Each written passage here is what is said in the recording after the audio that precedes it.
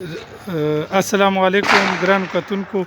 یو وارې بیا موږ د سبزلي ماما سره ولاړ یو او د اختر مبارکي به ووایو تاسو ته او خپلو ملګرو سره به خبرې وکړي. جی سبزلي ماما السلام علیکم. زما د طرفه مبارکي یاره قبوله کړئ. زما خو څلورو واړو ګوټو مخلوق سره یاره داسې مینه وکړه لکه د خدای وای زما انسان سره د اویاو میندو مینه ده.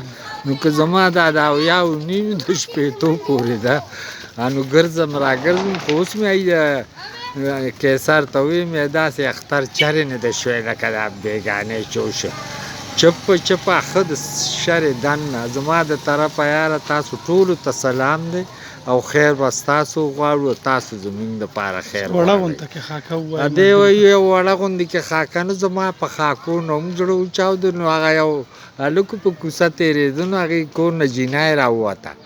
هغه د کونډې زوی او ډېر جایداد و. دا جینۍ چې راووته نو د دې پلار نوکر وه، ښه انګلیش او لینډ کې و خو لکه جایداد یې نو علم او تعلیم په هغه جینۍ کړی. نو هغه هلک مور ته وایي بېبې که ما له کوهیدن کې نو دی کره به راله کې. نو هغه خو جایداد و، د پلار یې مړ و.